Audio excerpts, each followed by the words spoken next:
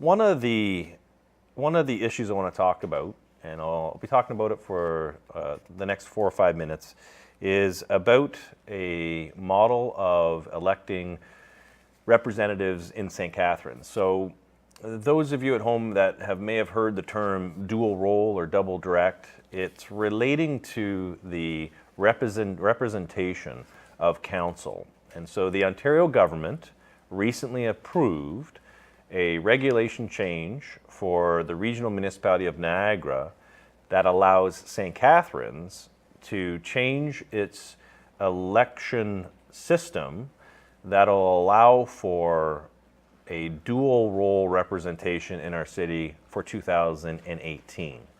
And the concept is that in your wards, in St. Catharines, we have 6 wards. So we have 2 representatives from each ward currently that sit on city council. And then there's an additional 6 elected officials, representatives, that sit at regional council. This new change that was as a result of the governance committee that had met prior to this term of council, as well as the business community, as well as the community at large, that were looking at how to modernize our electoral process so that we're more in line with Burlington, Oakville, Durham, York Region, other communities that are experiencing a shift in how they're represented, which is correlated with growth in their community. And this is a concept that I ran for as part of my election campaign, as well as a number of councillors that are sitting around St. Catharines City Council. And so we have approved this change in representation. It was then sent to the region for consideration. They approved it and sent it to the province for consideration. The province had it out for public input, came back, they approved the regulation just for St. Catharines. And now it's going to go through a process that the region will look at it again, and then the lower tier municipalities will examine it as well. But to be very clear to those beyond the borders of St. Catharines, this is a St. Catharines specific regulation that has been approved by the province of Ontario. And so now in 2018, pending the approval of the region and lower tier municipalities, we'll have at the ward level 1 representative who will run just to represent the city within the ward. And then you'll have another slate, group of individuals who would run for a seat that would represent the city at the ward level and also represent the city at the region.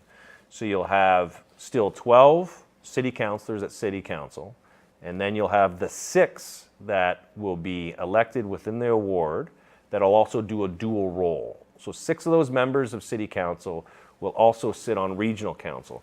This will improve communication, it'll improve transparency, and it'll also, I believe, be a net benefit to not just the city, but the region as well, because we will have individuals who will be very much aware of what's going on in their ward, in their city, and at the regional level, and it'll be able to create that dual communication, that exchange of communication that I think is very important in today's democracy. You know, there's a number of people out there that have been critical of this. There's, local writers who have taken to their local newspaper to challenge this, to call it frivolous, to say that this is not something that's important. But for those who examine election systems, those who look at systems of representation, and they see the communities that are experiencing a lot of opportunity and growth, one of the areas that they look at is the governance structure. In Niagara, we have 125 elected representatives. 125 elected representatives in Niagara. When you look at a community like Hamilton, 500,000 people, they have 30. When you look at Toronto, 44 for 3 million people. So when you look at the size of representation here, we need to modernize our system, our structure, the way that we have representation of our elected officials, and that's where this is important. So while some may call it really not an important issue, they're missing the point. These are individuals who may look at it and say, why are you spending time on this? This isn't going to have an impact. This will have an impact. This will have an impact on how St. Catharines grows moving forward. It'll be a net positive. And 20 years from now, we'll be talking about how 2018 was that watershed moment for how we are represented as a city, within a city, as well as our representation at the region. And that's why I think it's important to learn more about this. So you're going to be reading more about it in the local newspapers, on the radio. You'll see it on my Facebook page. So I encourage you to check out my Facebook page. You can read more about it on the city's page as it becomes available. Council will be talking about it. But it really is an opportunity for our local governance model to shift and become more modern, more reflective of not only our role as ward-based councillors, but also our role as ward-based councillors that also represent the city at the regional level. So I hope that's an opportunity this was an opportunity for an exchange of ideas that relates to how we're represented within the city and at the region. And if you have any questions, feel free to reach out to me. You can email wsendzik@stcatharines.ca, reach out on Facebook, or you can reach out on Twitter, drop me a line on Twitter and ask more questions.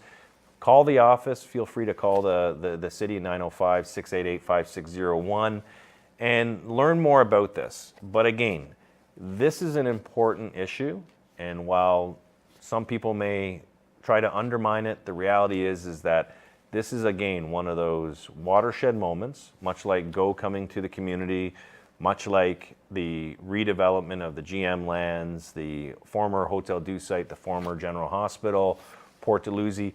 These are all significant shifts that are taking place and opportunities that are emerging that'll really put St. Catharines on the map. So continue to be a part of the dialogue, continue to be a part of the discussion, ask questions about this, and looking forward to seeing a change in 2018. And with that, I think we'll start to see also better representation within our city. So thanks for tuning in. Have a wonderful summer.